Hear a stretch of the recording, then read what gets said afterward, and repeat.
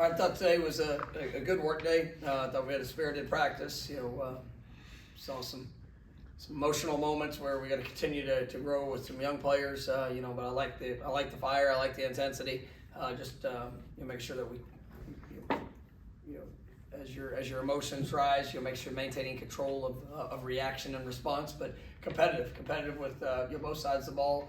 I thought guys were getting after it. Still some things. As we're working, big picture approach, and specifically for this week, that we got to get better at, when it comes to technique and fundamentals. Challenging guys in our communication, challenging our guys in the finer details of alignment, stance. First step, make sure all things are as efficient and as effective as we can be. But I think last 2 days have been good work days, and obviously we're excited for this week and the opportunity, the last home game that we get to play, and it means a lot, and to see guys. There are guys that are pushing through, a variety of things. You get to week, 11 of the season, bodies are sore, minds get tired, but you get to make the choice of what you want it to be. And so, our guys are working hard. I'm excited to see the continued progression throughout this week and everything building to Saturday night.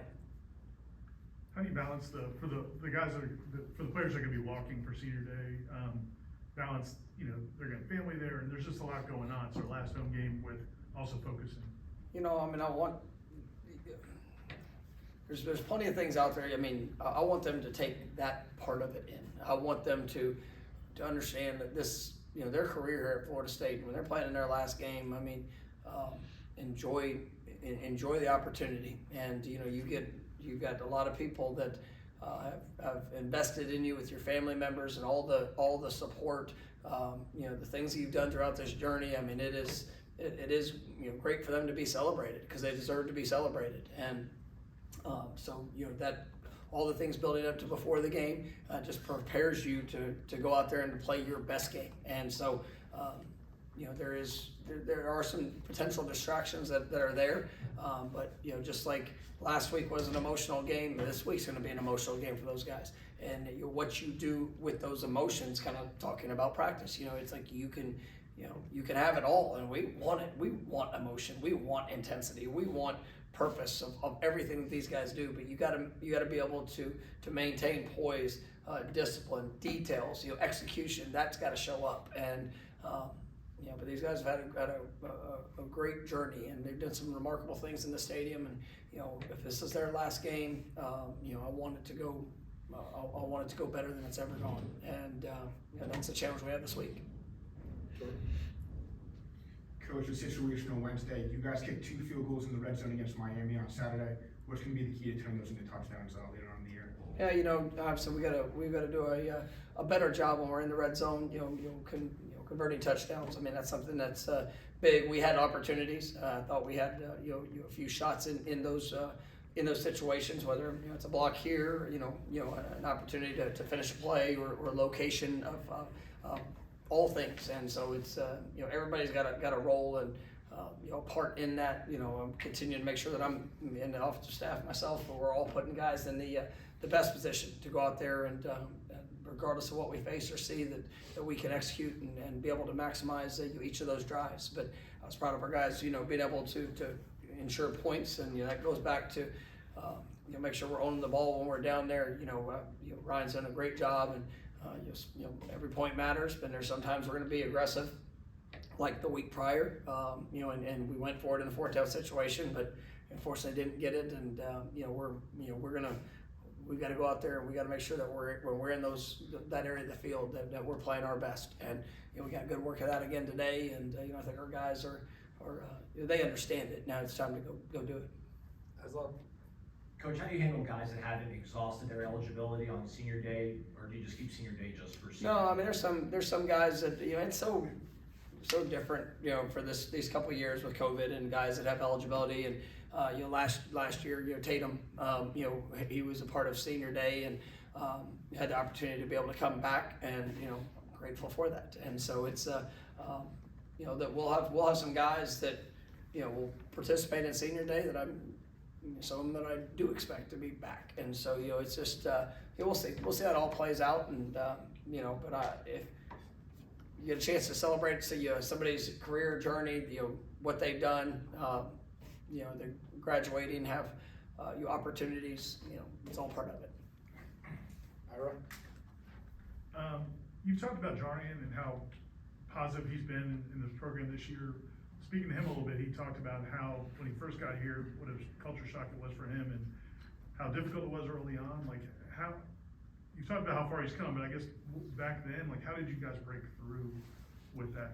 I think it's just consistency. Hoping, you know, for a young player and even sometimes for an old player, just the understanding of what they can do, what they can accomplish, how much is out there for them. And, you know, I mean, every player that ever probably played the game or, you know, I mean, especially at this level, they all think that the NFL, and that's the next step, and this is what's going to happen.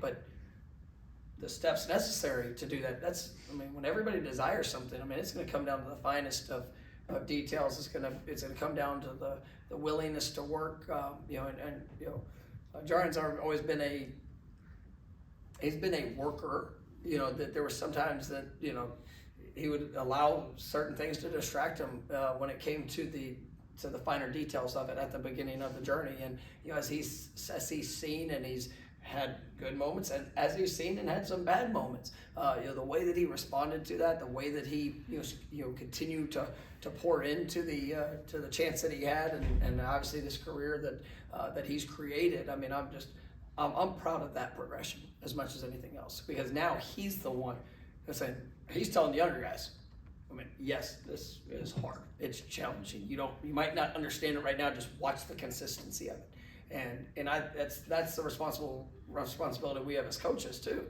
That we're going to say this is the standard, and this is how we need to operate, and this is what we need to do. We got to make sure that we are pushing guys to that, and we're celebrating guys when they hit it. Because I mean, you could sit there and you think about accountability. Well, like people think of that as like, well, I'm gonna hold you accountable. It's gonna be, I'm gonna get on you every time you screw something up. Accountability is celebrating it to the elite level when it's done right, and to be able, and that doesn't always mean, you know, go back to that, hard work doesn't guarantee success, right? You can work your butt off and get beat, but you can celebrate the work, and then you can learn the lesson from the experience. And so like that's where when these guys come in and Jarrian, you know, he's like, I love him. God, it's so much to watch his journey, and he's pure and he wants it now, and you see the ups and downs that he's gone through, and just like that to see him taking those steps and now being a true leader of it, like it's why I coach. Come to Brendan over here on your left. When you have young guys like true freshmen make impact plays on special teams, whether it's directly, indirectly, then you see them build confidence, like how rewarding is that? And I guess how close do you pay attention to like body language, like the week after a good performance on special teams? No, I mean every play matters, and that's where I tell, like, you know, there's probably not a whole lot of players that come in and at the very beginning think about, oh, I can't wait to be this special teams player. I can't wait to be the left guard on our kick return unit. That's probably not the initial thought, but with every rep that they get, every time they step on the field, one or two things are being told them. One, that we believe in them. Because I'm not going to put, you guys know how much I care about special teams. I want it to look a certain way, if we got to execute a certain way, it's going to impact the game. But we're not going to put somebody on the field unless we believe in them, unless we believe in what they're going to do and how they're going to execute.